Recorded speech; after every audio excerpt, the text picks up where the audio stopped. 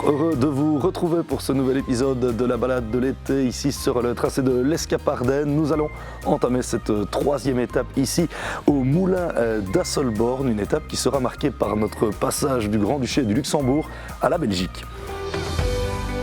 Après quelques kilomètres seulement, nous passerons sous pavillon belge. Le canal de Bernistap, chantier inachevé de Guillaume d'Orange, symbolisera ce passage transfrontalier vers la commune de Houffalize, une région riche pour son patrimoine, comme en témoignera le village de Tavigny.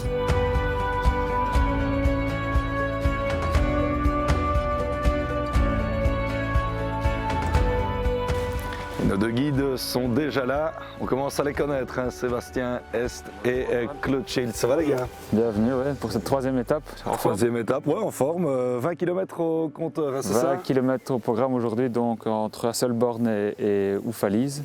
C'est l'étape la plus plate de l'Eslectrel, mais c'est pas pour autant la moins jolie, puisqu'on a quand même de nombreux sites naturels rencontrés sur le parcours. Et alors vraiment la colonne vertébrale du parcours, c'est le canal de Bernistap, canal Meuse-Moselle, et donc qui traverse la frontière belgo-luxembourgeoise. Et donc une étape où on va quitter le Grand-Duché du Luxembourg et où Claude, tu vas devoir nous quitter temporairement évidemment. C'est ça, je vais rester avec vous jusqu'à la frontière et on va encore voir quelques sites super jolis du côté grand-ducal avant d'entamer la Belgique. Eh bien parfait, c'est parti.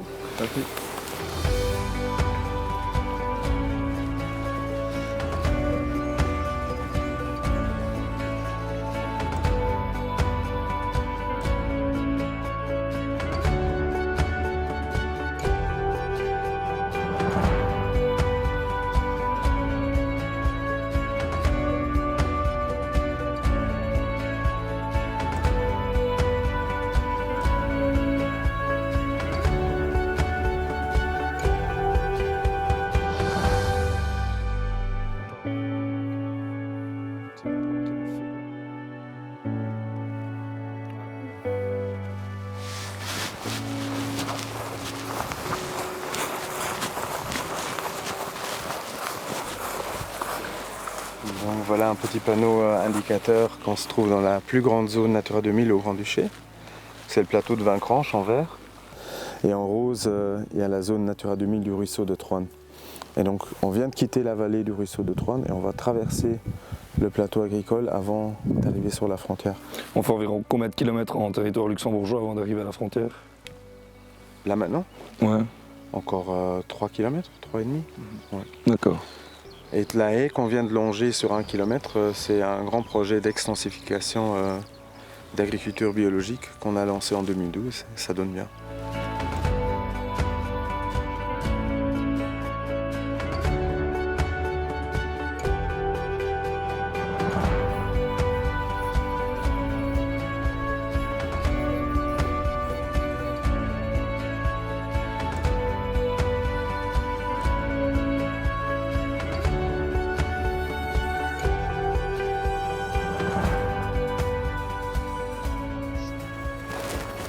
On rentre en réserve naturelle.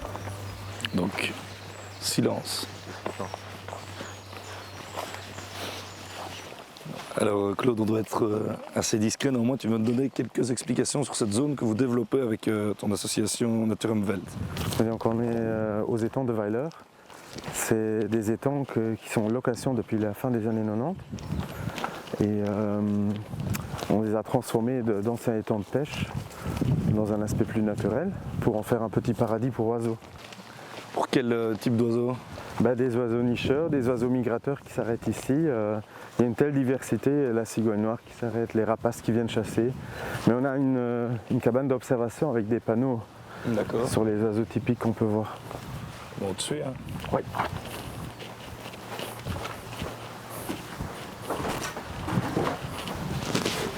Voilà, normalement, le martin pêcheur, tu peux l'observer d'ici. Hein. Ok. Et le nouveau locataire. C'est qui le nouveau locataire? Le castor. Ah oui, il y a beaucoup de castors ici. Il tracasse un peu parce qu'il veut toujours inonder le chemin qu'on vient de prendre.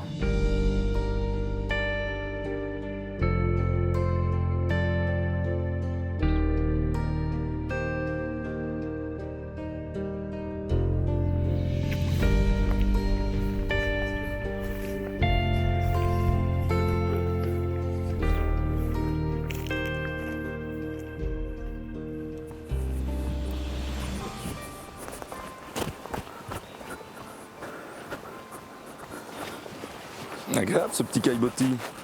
Oui, sinon on ne pourrait pas traverser, hein. On est au-dessus d'un canal.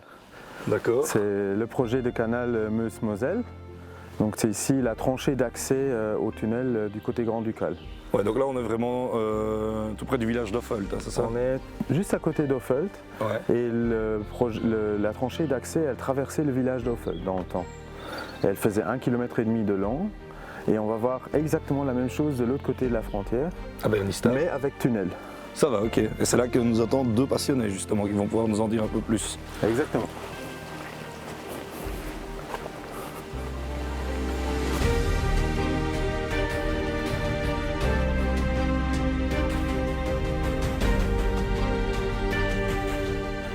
Et donc on a aussi acheté cette partie-ci. C'est la réserve naturelle du Kaleborn. D'accord. Donc j'avais un argument pour acheter les terrains. Un argument en protection de la nature. Ouais, c'est ça.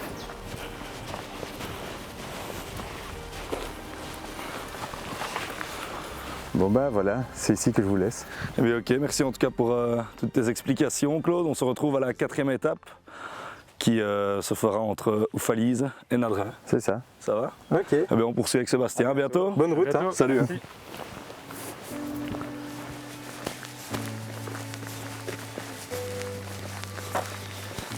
On longe vraiment la frontière belgo-luxembourgeoise ici. Oui, en effet, ce chemin correspond vraiment à la frontière entre le Luxembourg et la Belgique, ici à droite. Ok. Et on va justement passer devant une borne ici qui témoigne justement du passage frontalier. Ouais, tout à fait.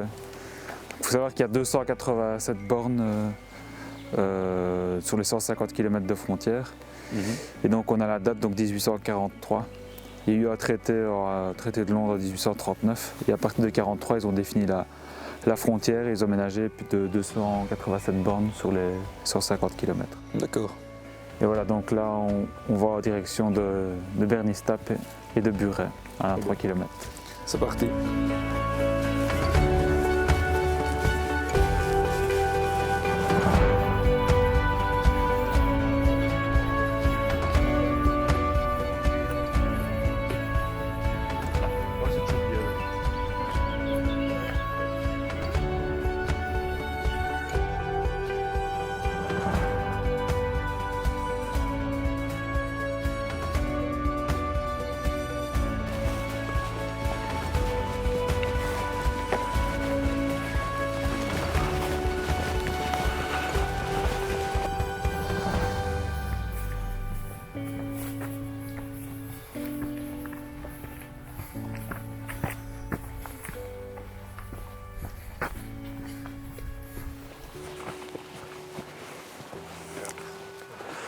Bonjour messieurs. Bonjour. Alors Jean-Marie Ampère et Nicolas Hamon, vous êtes véritablement deux passionnés, deux spécialistes du canal de Bernistap. La première question qui brûle un petit peu les lèvres, c'est qu'est-ce que ce canal de Bernistap et quand a-t-il été entamé? Bon, ça date de 1815-1835, sous Guillaume d'Orange. C'est un chantier fou, géant quoi, pour l'époque. Donc l'époque déjà, 1815-1830, il n'y a pas de mécanique, donc on fait tout à la main. Le but c'était d'emmener en bateau, en partant de Liège, à la Meuse, donc altitude 85 mètres, aller transporter de la marchandise jusqu'à la Moselle, à Wasserbillich. Là, on est à 125 mètres d'altitude, mais le problème, c'est qu'il faut traverser le massif ardennais en passant par la ligne de partage des eaux. À la ligne de partage des eaux, on est à altitude 500 mètres. Donc il allait y avoir plus ou moins 200 écluses pour monter de Liège, venir jusqu'à la ligne de partage des eaux, où nous sommes ici, à Bernistap. Donc, passer cette ligne de partage. Pour passer à la ligne de partage, il était prévu de creuser un souterrain. Donc vous avez l'entrée là en dessous. Le souterrain allait faire 2500 mètres de long, donc dans la roche, et redescendre de l'autre côté vers la Moselle. Mais malheureusement, le chantier ne sera jamais terminé. Alors, Monsieur Hermon, il y a évidemment un aspect frontalier, même transfrontalier, qui n'est pas à négliger au niveau du canal. Hein.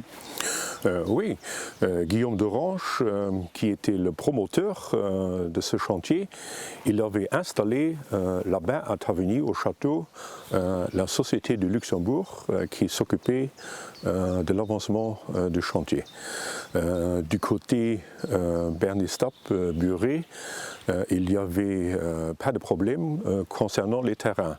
De l'autre côté, à Hofeld, au Luxembourg, il y avait ce sacré notaire d'Engler qui n'acceptait pas l'expropriation des terrains et ça retardait certainement le chantier. C'est pour ça qu'ici on voit l'entrée du souterrain, mais on ne voit pas la sortie du souterrain à Hofeld parce que là, il y avait une vraie mobilisation de ce Dengler qui faisait la partie pour les paysans luxembourgeois. On faisait des dégâts aux installations de chantier, mais normalement, l'envergure du chantier était la même ici, de ce côté belge, que du côté grand-ducal. Vous avez mentionné le retard qu'avait pris le chantier. Est-ce que vous pouvez nous expliquer vraiment en quelques mots la raison de l'arrêt du chantier et en quelle année il a été stoppé? Oui, l'arrêt du chantier, il y avait à l'origine, c'était la révolution belge en 1830. Il y avait autre chose. Guillaume d'Orange ne disposait pas des fonds financiers pour terminer son chantier. La politique et l'économie, c'est comme encore aujourd'hui, la politique et l'économie sont à l'origine de tout, de tout ce qui nous manque. Eh bien, ça va. Merci en tout cas de nous avoir reçus sur ce lieu qui vous tient particulièrement à cœur. On va poursuivre en direction de la ferme de Bernistap, justement. La ferme de Bernistap, allons-y. Merci messieurs, bonne continuation à vous. Ouais.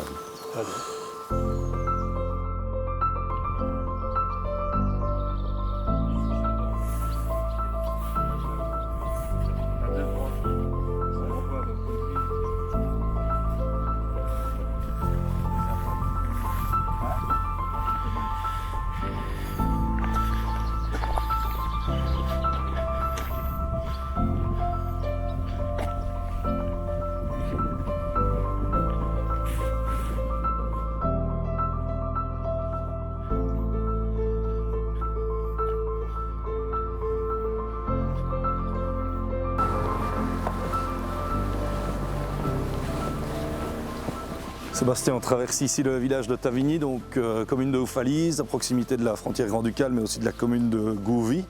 Et c'est un village qui est notamment connu pour son château, qui est juste ici derrière nous. C'est ça, le château qui date du Moyen-Âge. Ouais. À l'époque, il y avait juste une petite tour de défense, et au fur et à mesure des années, des siècles, ça s'est agrandi.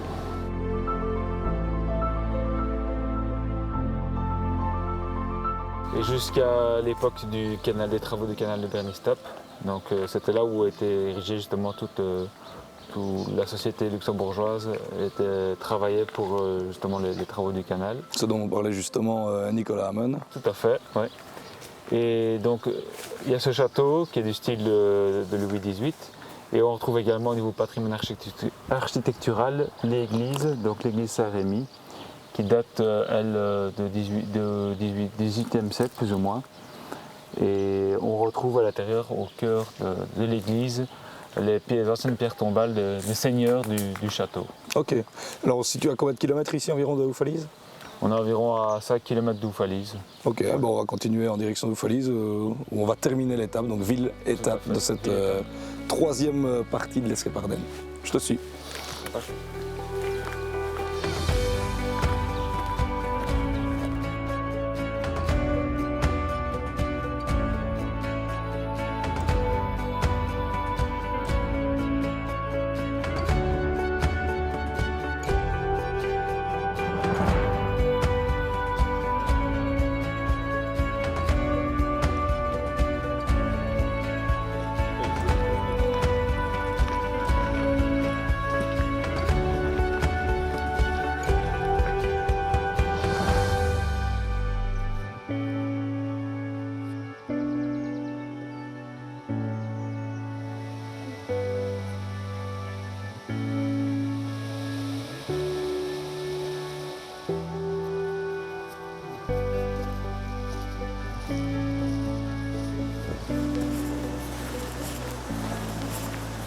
Bien, nous y voilà, Oufalise, le but de cette troisième étape. Troisième étape terminée, oui, en effet. Évidemment une ville très touristique, ville sportive, festive et une belle carte d'hébergement également pour les randonneurs. Ouais, en effet, c'est une ville-étape avec plusieurs hôtels ici à Oufalise. Donc les touristes, les randonneurs ont le choix soit de le faire en mode camping, hôtel ou chambre d'hôte, donc ça pas la carte. Mais il y a aussi d'autres possibilités qui ont été développées avec Escape Ardennes, notamment il y a les agences de voyage partenaires, telles qu'Ardennes Rando, qui développent des séjours avec voyage sans bagages. D'ailleurs, on va aller voir un de ses responsables, c'est Olivier Delme.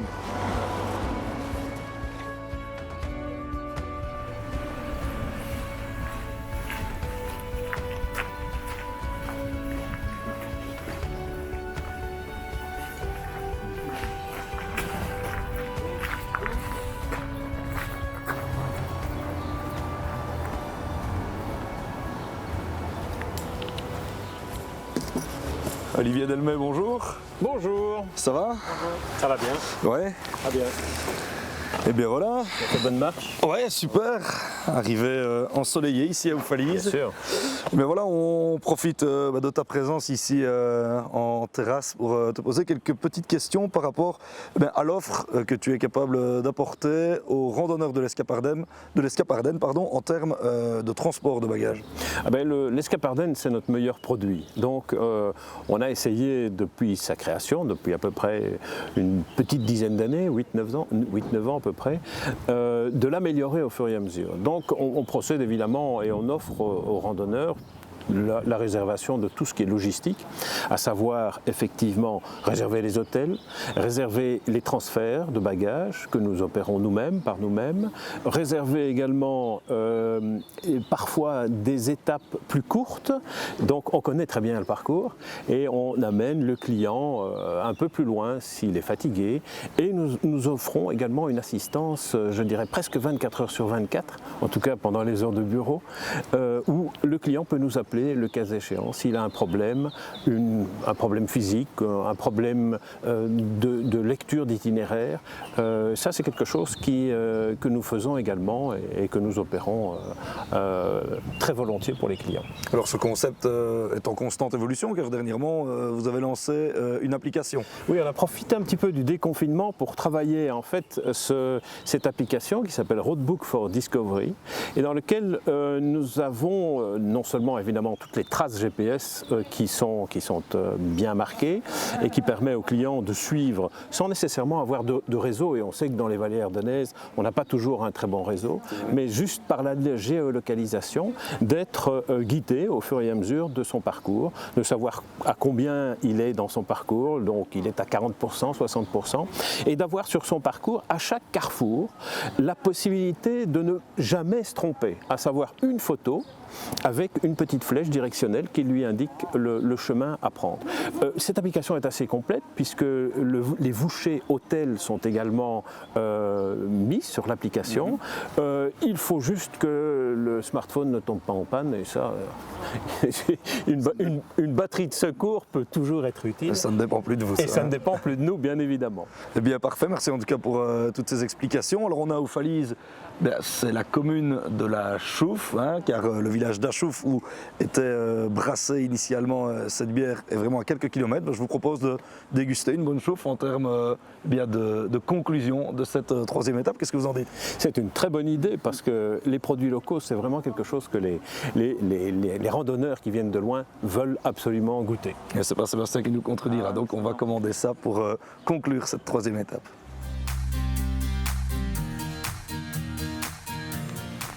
Mais voilà une chouffe à Oufalise, évidemment, c'est inévitable. Messieurs, santé. Et Sébastien, un petit mot sur la prochaine étape? Prochaine étape, Oufalise-Nadrin, donc 22 km avec dénivelé assez costaud. Donc on va bien se reposer aujourd'hui. Ça va, eh bien parfait. Merci en tout cas, santé et à lundi prochain. À lundi.